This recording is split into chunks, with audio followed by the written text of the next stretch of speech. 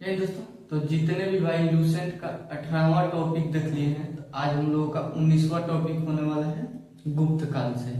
और गुप्त काल थोड़ा सा लंबा है, तो ये जो है कि इसमें ज्यादा प्रश्न बना है और गुप्त काल से 100% प्रश्न पूछा जाता है। और लूसेंट का जो है कि topic wise daily by daily मैं प्रश्न लेकर आ रहा हूँ। और जो है कि ये जितना भी प्रश्न है, ये जो है कि लूसेंट का इम्पोर्टेंट प्रश्न है। क्या होता है कि लूसेंट जो है उसमें से जो है कि 100% हर एक एग्जाम में प्रश्न लड़ जाता है। तो आप लोगों को पढ़ाने के लिए मैं नहीं आया हूँ, बताने के लिए आया हूँ कि भाई ऐसा ऐसा प्रश्न जो है कि इस टॉपिक से उठाया जाता है। तो हम लोग स्टार्ट करते हैं जो है कि गुप्त काल। गुप्त काल को जो है कि भारत का स्वर्णिम युग कहा जाता है। इसको भारत का स्वर्णिम युग इसलिए कहा जाता है क्योंकि इस काल में जो है कि सबसे ज्यादा कला, साहित्य और विज्ञान, गणित के क्षेत्र में जो है कि सबसे ज्यादा विकास हुआ था। सबसे ज्यादा जो है कि प्रगति इस काल में हुआ था। इसलिए इस काल को जो है कि हम लोग स्वर्णिम युग कहते हैं। भारतीय इतिहास में जो है कि गुप्त काल को स्वर्णिम युग के नाम से जाना जाता है।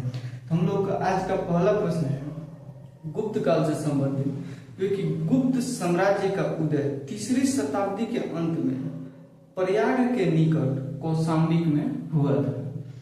गुप्त साम्राज्य का उदय 3री शताब्दी के अंत में प्रयाग के निकट कौशाम्बिक में हुआ था। अगला प्रश्न है गुप्त वंश के संस्थापक श्रीगुप्त थे। गुप्त वंश के संस्थापक कौन थे? श्रीगुप्त थे। श्रीगुप्त का उत्तराधिकारी घटोत्कच हुआ। श्रीगुप्त का उत्तराधिकारी घटोत्कच हुआ। गुप्त वंश का प्रथम महान सम्राट चंद्रगुप्त प्रथम हुआ। गुप्त वंश का प्रथम महान सम्राट चंद्रगुप्त प्रथम हुआ। यह 320 ईस्वी में जो है कि गद्दी पर बैठा। ये गुप्त वंश का सबसे महान सम्राट जो है कि चंद्रगुप्त प्रथम हुआ। ये 320 ईस्वी में जो है कि गद्दी पर बैठा। चंद्रगुप्त प्रथम लिच्छवी के राजकुमारी से जो है कि शादी किया। चंद्रगुप्त प्रथम लिच्छवी के राजकुमारी से शादी किया। अगला प्रश्न है गुप्त प्रथम ने महाधिराज की उपाधि धारण की। गुप्त प्रथम ने महाधिराज की उपाधि धारण की। गुप्त संवत की शुरुआत चंद्रगुप्त प्रथम ने की। गुप्त संवत की शुरुआत जो है कि चंद्रगुप्त प्रथम ने की। चंद्रगुप्त का उत्तराधिकारी समुद्रगुप्त हुआ। चंद्रगुप्त का उत्तराधिकारी जो है कि समुद्रगुप्त हुआ। समुद्रगुप्त ने आर्यवर्त के 9 शासकों और दक्षिणावर्त के 12 शासकों को पराजित की और इन्हीं विजय के उपलक्ष्य में इन्हें भारत का नेपोलियन कहा जाता है। यहाँ पर क्वेश्चन बोल रहा है कि समुद्रगुप्त ने आर्यवर्त के 9 शासकों को और दक्षिणावर्त के 12 शासकों को पराजित कर दिया और करने के बाद इन्हीं विजय के उपलक्ष्य में इसको जो है कि भारत का नेपोलियन कहा जाता है। तो समुद्रगुप्त को भारत का नेपोलियन कहा जाता है। इस क्वेश्चन को ऐसे पूछता है कि भारत का नेपोलियन किसे कहा जाता है, तो जो है कि समुद्रगुप्त को। अगला प्रश्न है समुद्रगुप्त को कविराज भी कहा जाता है। समुद्रगुप्त को कविराज भी कहा जाता है। अगला प्रश्न है समुद्रगुप्त विष्णु के उपासक थे। समुद्रगुप्त किसके उपासक थे? तो विष्णु के उपासक थे। अगला प्रश्न है समुद्रगुप्त संगीत प्रेमी था। ऐसा अनुमान उसके सिक्के पर बीड़ा बजाते हुए दिखाया जाता है। तो जो है कि समुद्रगुप्त चलाया हुआ सिक्का, उसके द्वारा जो सिक्का चलाया गया था, उस सिक्के पे जो है कि उसका फोटो जो है कि जो भी लगा था उस पे जो है कि वो बीड़ा बजाते हुए वहां पे जो है कि उसके चित्र को प्रतीत कराया गया था, वहां पे दिखाया गया था कि समुद्रगुप्त जो है कि ज्यादा जो है कि संगीत प्रेमी। इससे जो है कि लोग अनुमान लगाते हैं कि ये जो है कि समुद्रगुप्त संगीत प्रेमी भी थे। समुद्रगुप्त का दरबारी कवि हरिसेन था। समुद्रगुप्त का दरबारी कवि हरिसेन था। परम भागवत की उपाधि धारण करने वाला प्रथम गुप्त शासक समुद्रगुप्त था। बोल रहा है कि परम भागवत की उपाधि धारण करने वाला प्रथम गुप्त शासक समुद्रगुप्त था। समुद्रगुप्त का उत्तराधिकारी चंद्रगुप्त द्वितीय हुआ।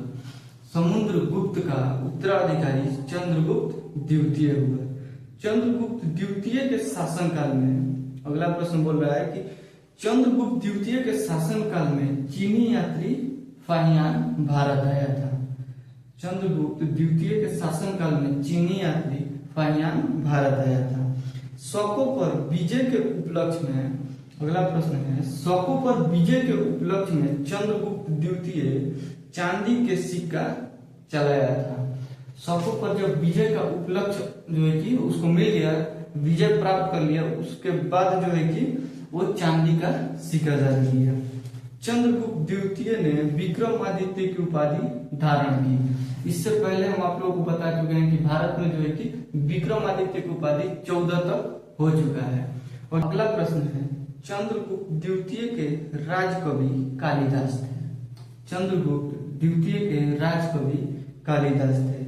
चंद्रगुप्त के समय, अगला प्रश्न है, चंद्रगुप्त के समय पाटलिपुत्र एवं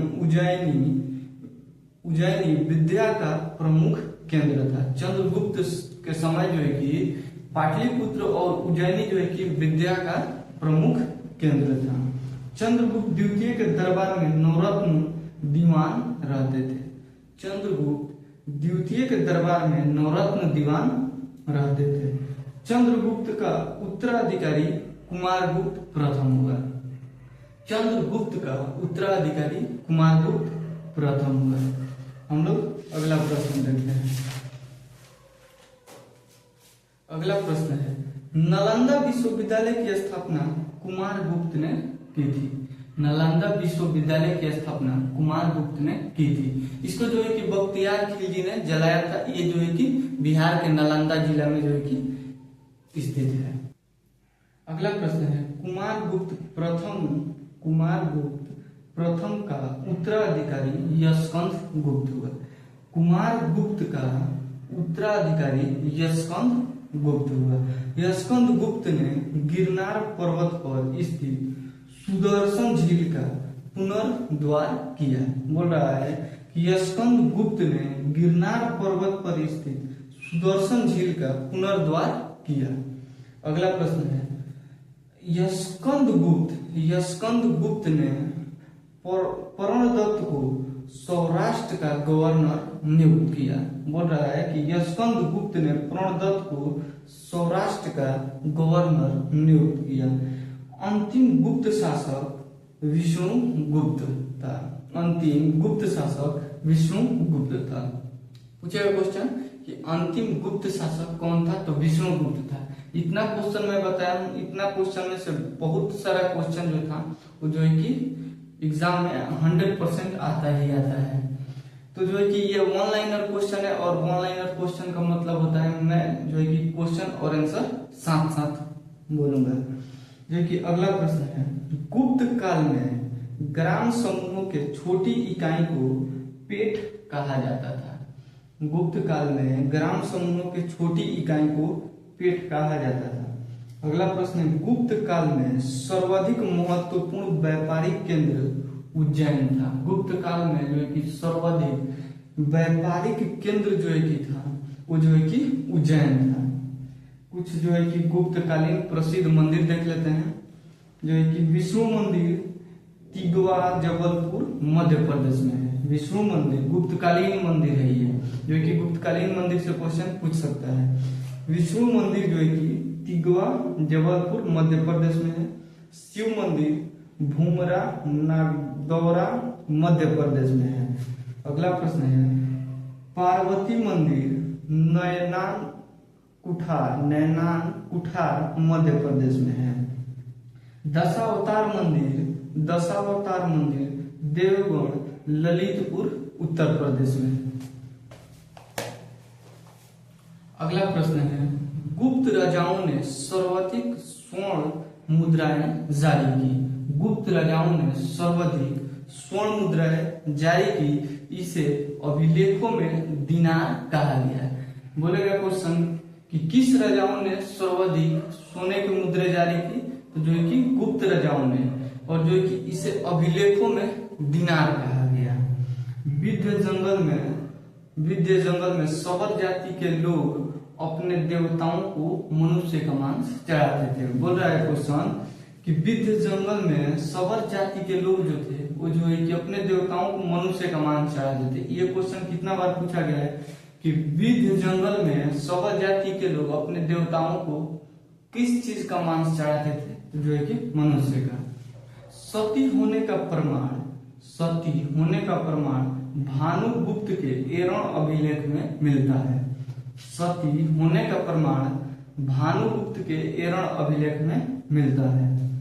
गुप्त काल में वेश्यावृत्ति करने वाली महिलाओं को गणिका कहा जाता था। गुप्त काल में वेश्यावृत्ति करने वाली महिलाओं को गणिका कहा जाता था। अगला प्रश्न है, गुप्त सम्राट वैष्णव धर्म के अनुयायी थे। गुप्त सम्राट जो थे वो वैष्णव धर्म के अनुयायी थे। अगला प्रश्न है, अजंता में निर्मित कुल 29 गुफाओं में से केवल 6 ही शेष बचे हैं। बोल रहा है कि अजंता में स्थित कुल 29 गुफाओं में से केवल 6 शेष बचे हैं। गुप्तकालीन गुफा, बोल रहा है कि गुप्तकालीन गुफा संख्या 17 को चित्रशाला कहा गया। बोल रहा है कि गुप्तकालीन गुफा संख्या 17 मतलब 17 नंबर का जो गुफा है उसको जो है कि चित्रशाला कहा गया। अगला प्रश्न है, अजंता की गुफाएं बौद्ध धर्म के महायान शाखा से संबंधित है।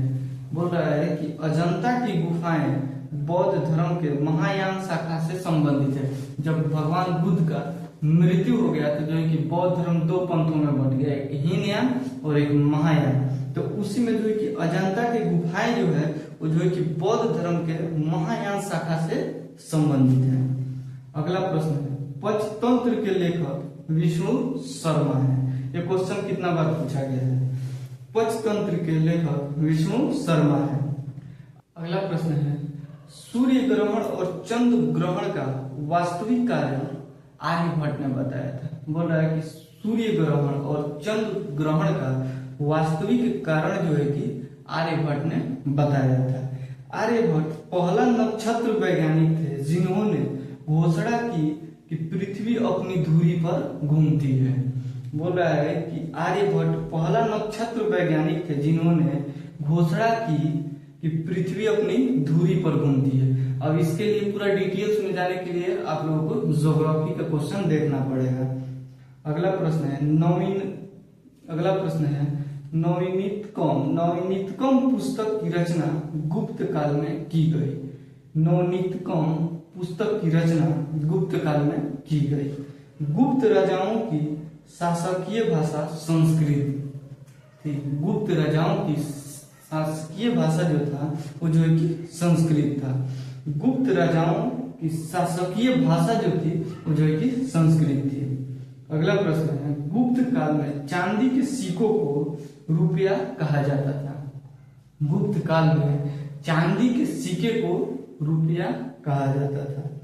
मंदिर बनाने की कला का जन्म गुप्त काल में ही हुआ। मंदिर बनाने की कला का जो जन्म हुआ है वो जो कि गुप्त काल में ही हुआ है। अगला प्रश्न है, त्रिमूर्ति की अवधारणा का विकास गुप्त काल में ही हुआ है। त्रिमूर्ति की अवधारणा का विकास गुप्त काल में हुआ है। गुप्त काल को भारतीय इतिहास का स्वर्णिम युग क्यों कहा जाता है, तो आप लोगों को पहले ही बता दिया कि इस काल में जो है कि सबसे ज्यादा विज्ञान, साहित्य, गणित के क्षेत्र में जो है कि सबसे ज्यादा जो है कि विकास हुआ था, सबसे ज्यादा प्रगति हुआ था। इसलिए इसे जो है कि भारतीय इतिहास में जो है कि इसे स्वर्णिम युग के नाम से, स्वर्णिम काल के नाम से जाना जाता है। नगरों का क्रमिक पतन गुप्त काल की महत्वपूर्ण विशेषता थी। बोल रहा है कि नगरों का क्रमिक पतन गुप्त काल की महत्वपूर्ण विशेषता थी। ये जो है कि गुप्त काल से संबंधित कुछ प्रश्न था जो मैं आप लोगों को बताया। ये लुसेंट का प्रश्न है और लुसेंट का प्रश्न 100% आता ही आता है प्रश्न। और जो है कि ऐसे प्रश्न के लिए हमारे चैनल को सब्सक्राइब जरूर कीजिएगा। मिलेंगे नेक्स्ट वीडियो में, तब तक के लिए जय हिंद।